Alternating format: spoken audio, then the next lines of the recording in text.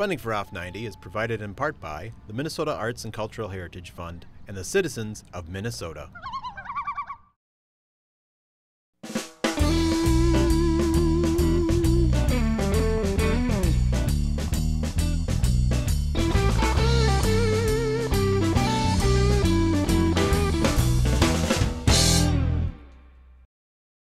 Great art inspired by water.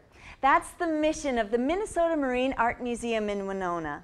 A trip to the museum is an experience in and of itself, exploring the museum's gardens along the bank of the Mississippi and taking in all of the beautiful artwork inside. And even though Winona is miles from New York City or Paris, the museum is home to work by some of the greatest artists of all time.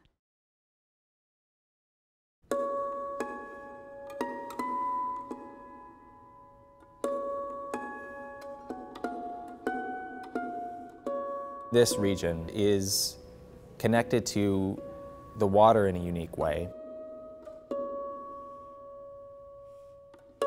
There's a real connection to the river here in a way that is, I think, unique to this area.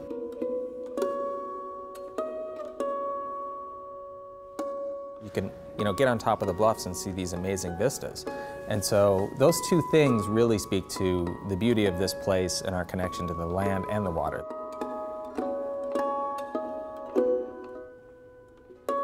We're not downtown, for example, like many museums are. We want the connection to the river, our gardens, the landscape, the building, and the art inside.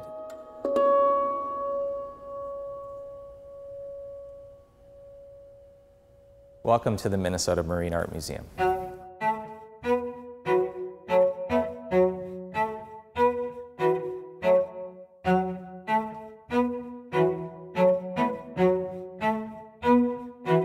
What is the Minnesota Marine Art Museum? We are a young museum. We opened in July of 2006 in Winona, Minnesota. Our facility and gardens are on the banks of the Mississippi River, and we exhibit great art inspired by water.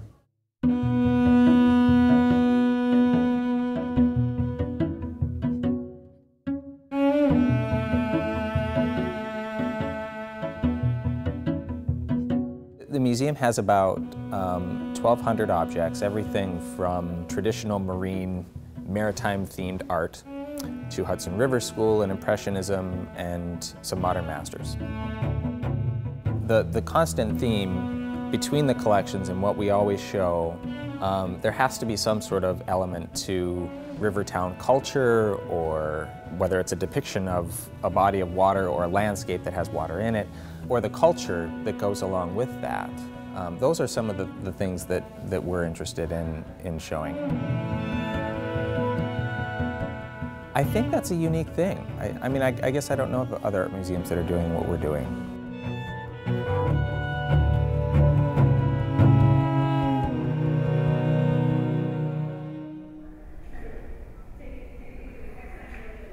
This is actually one gallery in a two-gallery show called The Raging Red and the Mighty Mississippi. And basically what the museum is looking at are artists with connections to this region who are doing work inspired by our regional rivers. Most of the artists in this exhibition actually all of them have ties to this region, meaning Wisconsin, Minnesota, Iowa, North Dakota, and so forth. And so we're looking at diversity in artistic perspectives within those boundaries. Well, I've always been a proponent of museums working with living artists. I think one of the things that we can do is connect communities to artists. We've got some great artists in this region.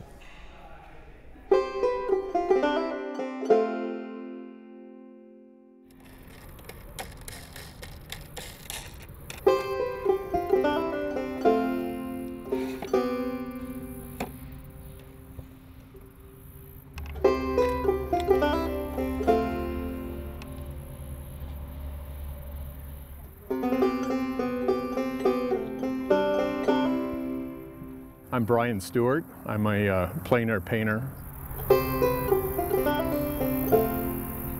plein air is just a fancy word for French word meaning I paint outdoors on location, directly from nature. Well, I'm down here on the Mississippi River just south of Winona. This is one of my favorite places to paint. There's a lot of things that, that inspire me, but water has always been a favorite.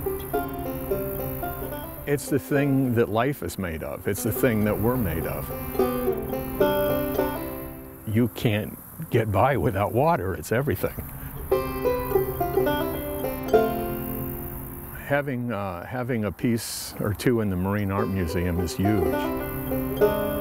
You want to hang your work where it's important and where people will see it and take it seriously. So the Marine Art Museum is huge. There's nowhere that has an art museum like what Winona has. It's such a treasure and it's such an unexpected find in this area.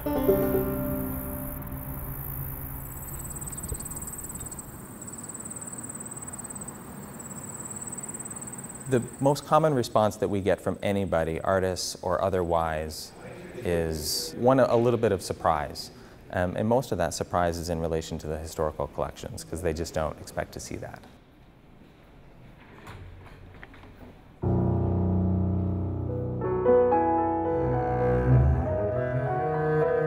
Down here, which has a prominent spot in the gallery, is the one piece that we have by Pablo Picasso.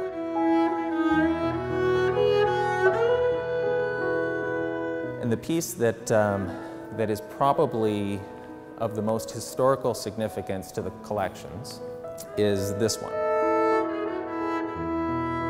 which has somewhat of a quiet presence when you walk in, but people shouldn't look by it. It's because it's actually what we think could very well be Vincent van Gogh's first oil painting, which makes it incredibly significant. Any Van Gogh is significant because he produced so little work, but this one in particular is very significant. These two works are substantial and beautiful works by Claude Monet, which we think of as, almost the household name of Impressionism. So I would say those are probably some of the more famous, though, would be the Picasso, Van Gogh, and Monet. If you took a really wide lens at looking at the United States as a whole, if you looked at our access to arts and culture, it's more readily available in urban centers, particularly with historical collections. And that's nothing against a larger museum in an urban center, but the only problem is that, well, everybody needs access to the arts. I don't think I've ever been to a museum in rural America that had this substantial of a collection. That's something that's pretty darn special to me.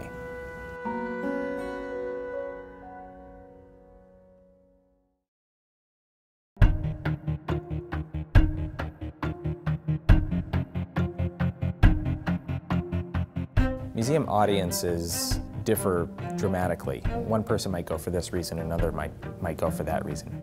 I think no longer do people necessarily, in younger generations, go to see a specific work of art. But younger generations are interested in meaningful and authentic experiences. You could take music, for example, and how music is traded as a commodity and it's digital now. But what you're losing there is the authenticity in the actual object, which makes the object more valuable. This object has value because it was created with passion and with sincerity and attention to detail. It's all a part of an experience of visiting a museum.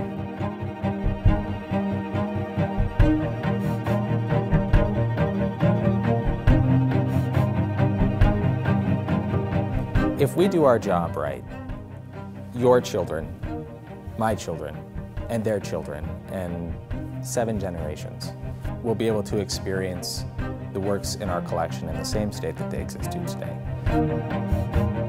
We also play an important role, I think, in working with and supporting living artists. I think everybody wants to be in a world where their child says, I want to be an artist, that can actually happen.